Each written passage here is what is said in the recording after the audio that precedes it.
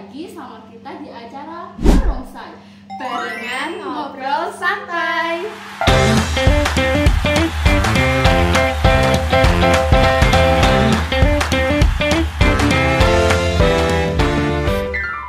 Dengan saya Rosaden Sesabila dan rekan saya Puja Rahmawati, saya Desri Aprilia.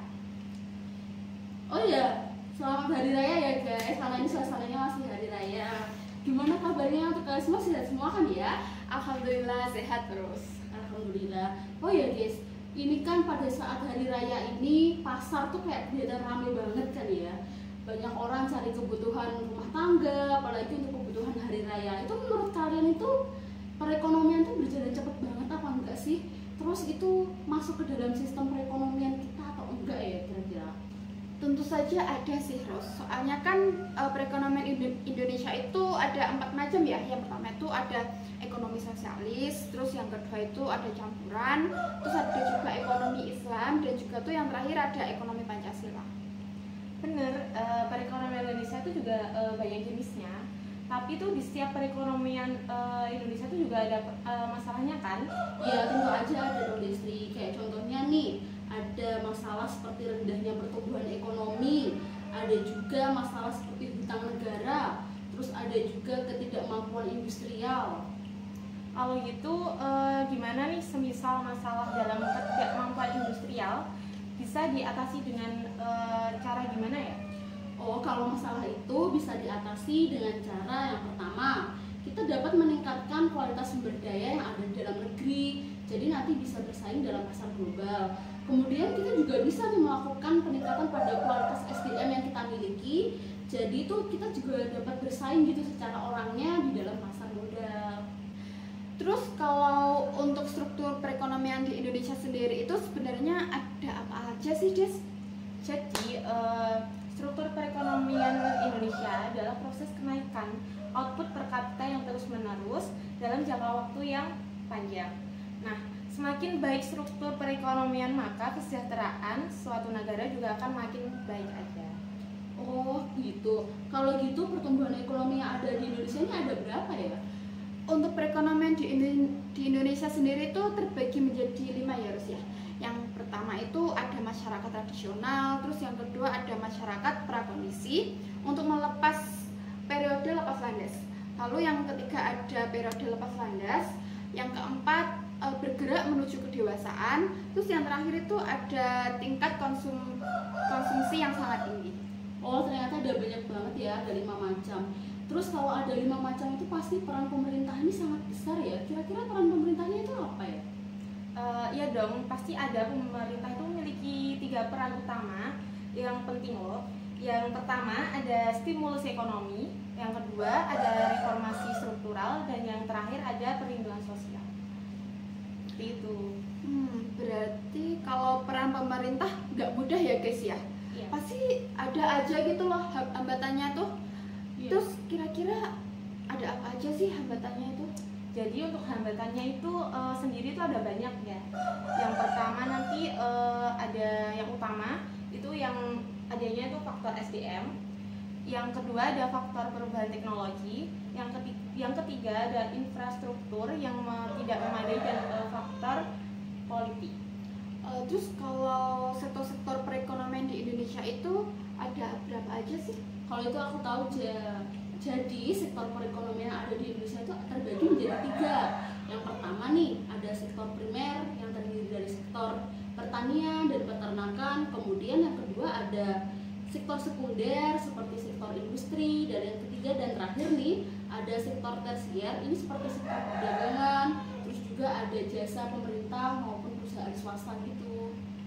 Jadi nih guys, menurut kalian tuh apa dengan adanya perekonomian yang bagus akan membentuk kualitas SDM dan kependudukan yang bagus dan stabil juga ya? Tentu saja iya dong Des. Soalnya kan karena dengan adanya perekonomian yang baik, maka akan membentuk SDM yang berkualitas dan kependudukan yang baik dan juga stabil. Hal ini juga dikarenakan dengan perekonomian yang baik akan meningkatkan kesejahteraan dari rakyat itu sendiri. Oh gitu. Kalau untuk sumber data kependudukannya itu apa aja ya kira-kira? Oh, untuk sumber datanya itu ada 3. yaitu yang pertama itu ada sensus penduduk, yang kedua ada registrasi penduduk, dan yang terakhir ada survei kependudukan. Oh, kalau gitu aku paham, Des. Terus nih guys, menurut pendapat kalian nih, kependudukan Indonesia pada saat ini tuh laju pertumbuhannya berjalan dengan cepat atau enggak ya? Ini setahu aku ya, kalau setahu aku sih menurut data yang aku baca melalui BPS tergolong kependudukannya itu cepat sih ya. Sebenarnya hal ini juga dapat diatasi dengan beberapa cara loh.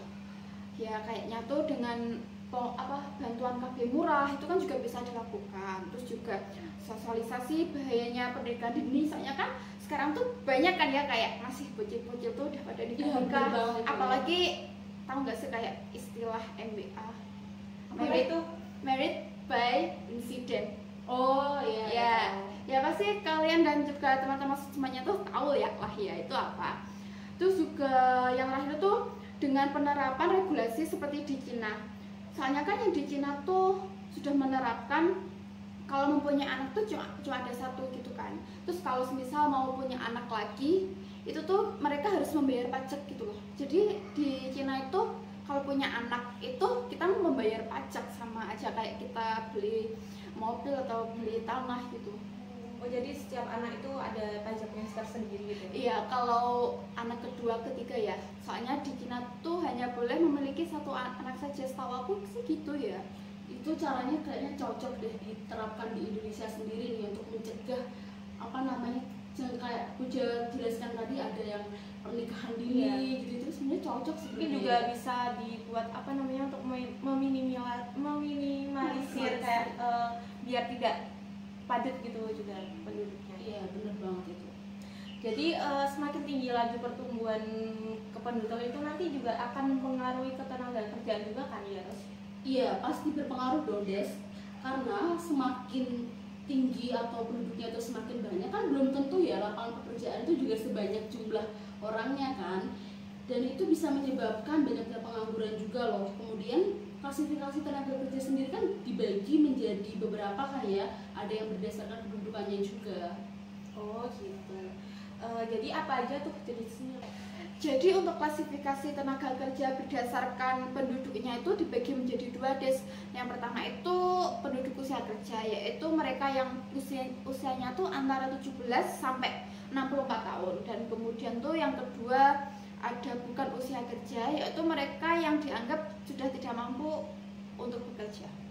Oh, terus untuk karakteristik sendiri tuh yang baik untuk penduduk yang bekerja tuh gimana, Ros?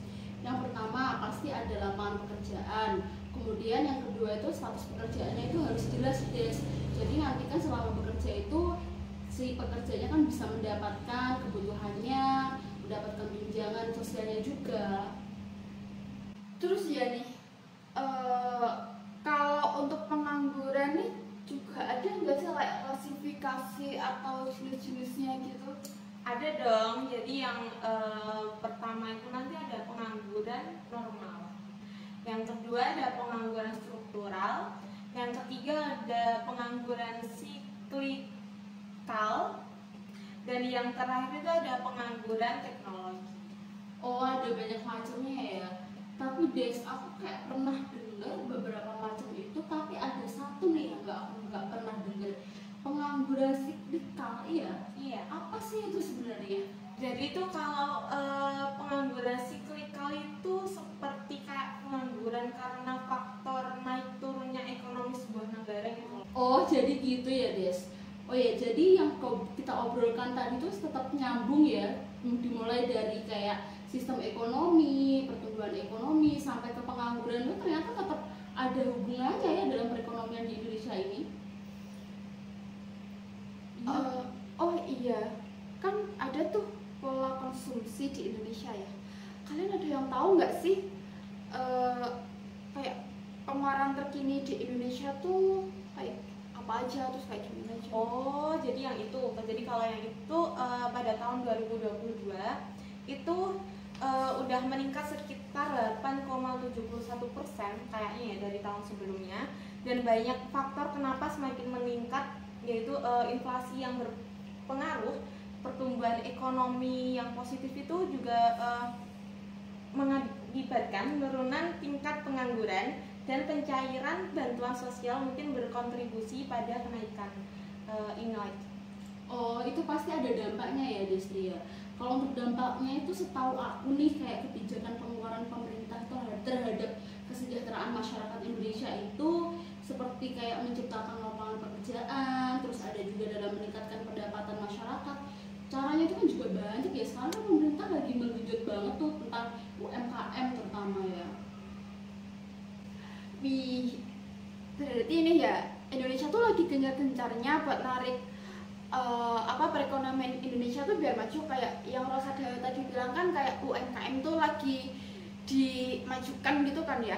Terus juga banyak juga nggak sih itu investor IKN, pemerintah tuh lagi narik banyak investor dari IKN juga. Soalnya kan butuh modal banyak tuh buat pembangunannya sendiri, pasti butuh banyak investor lah ya yang buat masuk biar tidak membludak hutangnya ya, anggaran. Ya, jadi kalau buat IKN tuh jadi masuknya itu ke kategori kerjasama antara pemerintah dengan swasta ya. Jadi seperti kayak public dengan private partnership ya, kan? Iya bener deh, Betul. Jadi soalnya itu kalau kerjasama antara pemerintah dan swasta dalam melakukan investasi untuk membangun prasarana dan sarana infrastruktur itu guna memenuhi kebutuhan masyarakat kan? Iya bener. Selain itu ada juga loh investasi menurut karakteristiknya, seperti ya sifat, kemudian ada pelaku. Selain itu investasi itu juga dibedakan menjadi beberapa ya. Yang pertama tuh ada investasi publik, yang kedua ada investasi swasta dari pihak swasta, kemudian yang terakhir ada investasi kerjasama antar negara, seperti kayak di IKN ini contohnya kan Indonesia lagi gencar-gencarnya tuh mengadakan beberapa taktik agar bisa bekerja sama kepada negara lain untuk menarik investor agar mau tuh bekerja sama membangun IKN. Dan kalau investasi ini tuh juga banyak loh keuntungannya nih ya. Yang aku tahu tuh yang pertama tuh dapat mendapatkan kehidupan yang lebih layak di masa yang mendatang. Terus yang kedua tuh mengurangi tekanan inflasi, dan juga itu yang terakhir ada dorongan untuk menghemat pajak juga sih. Kalau kayak gini, BTW kita juga udah ngobrol tentang perekonomian Indonesia ini juga udah banyak nih ya dari tadi ya. Iya. Mungkin bisa diminum guys, minumnya. Mau dong. Ini kan juga habis lebaran nih. Iya. Jadi boleh dong diminum. Mangga, aku Neng. Iya. Ayo cheers. Bentar ya. Kamu bisa nggak sih? Cheers. Cheers. Enak juga loh ya ini sih lah. Kan dari batu ya? Ya, paling enak itu tuh lah yang leci sama apel. Tapi habis itu langsung enak. Paling enak tuh jambu sebenarnya. Terima kasih loh ya Des, udah disuguhi minum ya, enak banget. Tapi ya bener sih, dari tadi tuh kita udah ngobrol banyak tentang perekonomian Indonesia, udah sharing-sharing, dan seru banget sih. Soalnya tuh kan perekonomian di Indonesia tuh kayak kalau dibahas tuh nggak ada habisnya nggak sih? Iya, soalnya kan pasti akan terus berlanjut dari tahun ke tahun, akan terus bertambah. Pasti kan juga kalau setiap tahunnya juga ada dari pemerintah kan juga kebijakannya juga berubah-ubah kan. Iya, pasti akan naik ataupun bisa jadi akan turun juga. Tuh sih itu. Kalau gitu kan kita dari tadi udah ngobrolin banyak. Saat ini saatnya kita undur diri. Jadi terima kasih sudah mendengarkan obrolan kita yang menarik ini tentang perekonomian Indonesia. Ada kurang lebihnya kita mohon maaf. Semoga kita bisa bertemu lagi di acara Barongsai Barengan Ngobrol Santai.